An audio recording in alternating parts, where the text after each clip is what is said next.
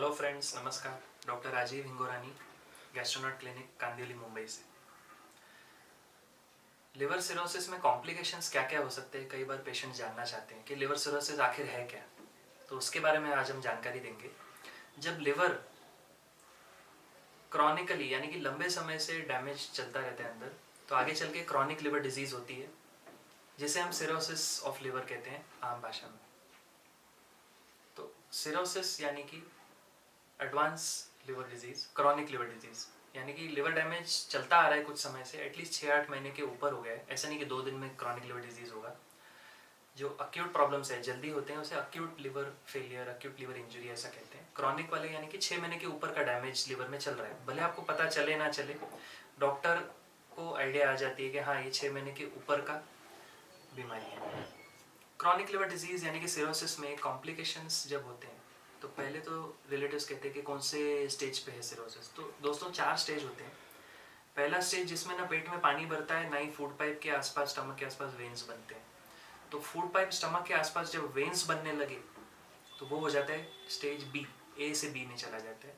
इसके साथ सबसे पहले तो हम कहते हैं कि पेशेंट को ये जो इनिशियल 2 स्टेज है, ए और बी, इसमें सिम्टम्स आए ना आए इसका कोई कंपलसरी नहीं कि सिम्टम्स आने ही चाहिए।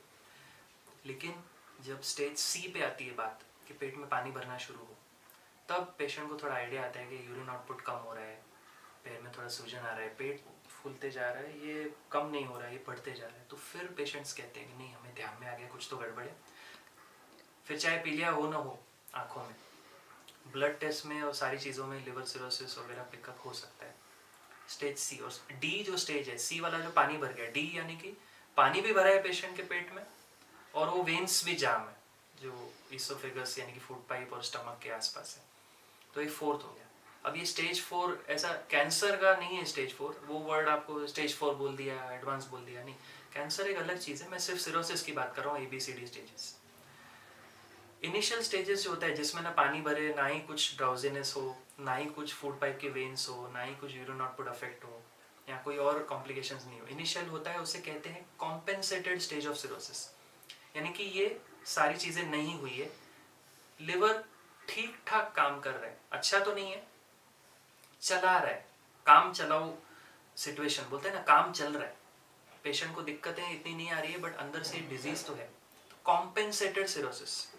एक होता है डी कॉम्पेंसेटेड सिरोसिस, जिसमें पेट में पानी भरना शुरू हुआ, ड्राउजीनेस हुआ, बोलने में फर्क आया, नींद न लगे, चिड़चिड़ स्वभाव हो जाए। तो वो होता है ब्रेन में अमोनिया कई बार बढ़ जाता है, अमोनिया डिटॉक्सिफाई नहीं हो रहा लिवर में, अमोनिया ब्रेन में पहुंचा, तो डॉक्टर्स कहते हैं कि चेक करो अमोनिया, पता चलेगा। तो वो चीज़ों को बोलते हैं हेपेटिक एनकेफेलोपैथी। हेपेटिक यानी कि लिवर, एनकेफेलोपैथी यानी कि ब्रेन रिलेटेड चेंजेस।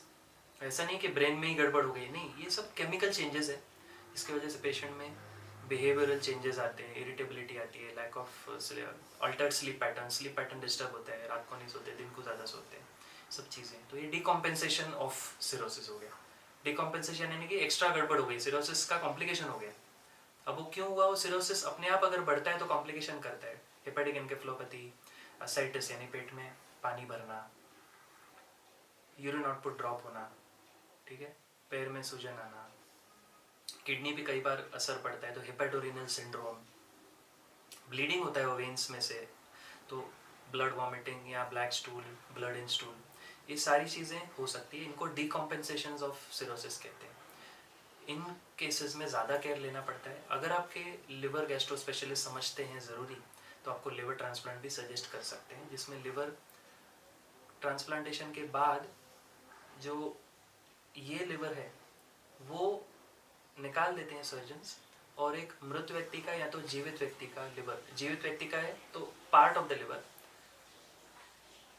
ये सिरोसिस पेशेंट में जो खराब लिवर को निकाल के उसकी जगह डाल देते हैं, और सर्जन्स आपको उसके ऊपर अच्छे से समझा सकते हैं। मैं लिवर ट्रांसप्लांट की डिटेल में नहीं जा रहा हूँ, मैं सिर्फ डिकॉम्पेंसेशन ऑफ सिरोसिस के ऊपर बात कर रहा हूँ। तो सिरोसिस में ट्रीटमेंट इसलिए ज़रूरी है कि वो डिजीज़ प्रोग्रेशन ना रुके। अगर ऑलरेडी 5 विकेट डाउन है किसी टीम के फॉर एग्जांपल, तो बाकी 5 विकेट में इंसान ऐसा नहीं कि क्रीज के बाहर आके 6 मारने की कोशिश करे, नहीं, वो एक एक रन निकालेगा। तो आपको संभल के खेलना है, संभल के ट्रीटमेंट कराना है, और संभल के अच्छे से पेशेंट का केयर लेना है, ताकि आपका प्रोग्रेशन ऑफ डिजीज जो है पेशेंट का वो इतना फास्ट नहीं होगा, वो डिले हो जाएगा, delay the progression of disease. Cirrhosis with decompensation में आपको ये डिसाइड करना होता है कि लिवर ट्रांसप्लांट लगेगा कि नहीं, और कॉम्प्लिकेशंस को कैसे मैनेज करना है, और क्या लाइफस्टाइल मेंटेन करना है, इसी के ऊपर फोकस रहता है डिकम्पेंसेशन ऑफ लिवर डिजीज में। अगर डिकम्पेंसेटेड नहीं है, कॉम्पेंसेटेड है, तो फिर आपको सिर्फ बेसिक स्टेप्स लेने हैं जो डॉक्टर बोलते हैं, उसमें ट्रांसप्लांट की ज़रूरत नहीं पड़ती है। तो दोस्तों, ये लिवर सिरोसिस के बारे में बेसिक इन्फॉर्मेशन थी। कुछ डाउट्स है तो आप संपर्क कर सकते हैं। Thank you.